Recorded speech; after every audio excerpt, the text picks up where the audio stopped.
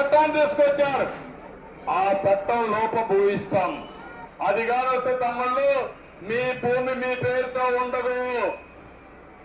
గోయిందా గోయిందా చట్టంగా వస్తే మాత్రం ఆ చట్టం ఎంత భయంకరంగా ఉందంటే ఇప్పుడే ఎంఆర్ఓకి అధికారాలు ఉండవు, ఆర్డీఓకి అధికారాలు ఉండవు. జగన్మోహన్ రెడ్డి ఒక ఆయన ఎవరినో నియమిస్తాడంట, ఆయన మీరు అకౌంట్ మార్చేస్తారంట. మార్చేస్తే అక్కడి నుంచి మీరు ఏమవుతారో మీకే తెలియదు. ఎక్కడా పోవడానికి వీల్లేదు.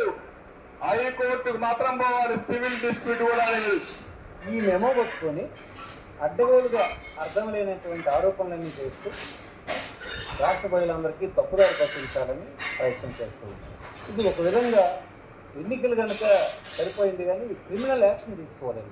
దేశంలో అనేకమైనటువంటి ప్రభుత్వాలు అందుబాటులోకి వస్తున్నటువంటి టెక్నాలజీని ఉపయోగించుకొని పౌరులకు పడుతున్నటువంటి ఇబ్బందులు తొలగించడానికి ప్రభుత్వాలు ఇట్లాంటి అప్డేట్ చేసుకుంటూ ముందుకు వెళ్తూ ఉంటారు. అందులో ఒక చిన్న భాగం ఇది. దీన్ని పట్టుకొని జగన్మోహన్ రెడ్డి భూములు లాగేసుకుంటారు. ప్రజలాస్తులు జాగ్రత్త పడండి అని చెప్పే ఒక అతి తెలివి కలిగినటువంటి వాళ్ళు చెప్పడం, న్యాయవాదులను పేరు చెప్పుకొని అన్యాయంగా మాట్లాడడం, సమాజాన్ని తప్పుదారి పట్టించడం, ఇదేనా చైతన్యవంతులు చేయాల్సినటువంటిది?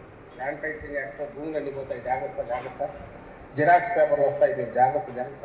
ఎక్కడైనా ఇట్లా సిస్టమ్ ఉంటుందా? ఈ స్టాంప్ పేపర్ రావడం లేదు, ల్యాండ్ టైటిలింగ్ యాక్ట్ ఎంటర్. దీన్ని కలిపి రెండు కలిపి వాళ్ళు ఇష్టం వచ్చినట్టు ప్రచారం చేస్తే భయం వస్తుంది. ఏం భయం అంటే వీళ్ళు ప్రజల్లో ఒక రకమైన భయాన్ని పెంచే రకంగా, వ్యవస్థ మీద నమ్మకం పోయే రకంగా ప్రజల మెదళ్ళు విషపూరితమయ్యేట్టు చేసే ప్రయత్నం చేస్తున్నారు కదా. ఈ ఒక్కటి చాలు వీళ్ళు రాజకీయ పార్టీగా కానీ, ఓ బాధ్యత కలిగిన రాజకీయ పార్టీగా కానీ అసలు ఉండడానికి వీళ్ళకి అర్హత లేదు అనేది స్పష్టంగా తెలుసు.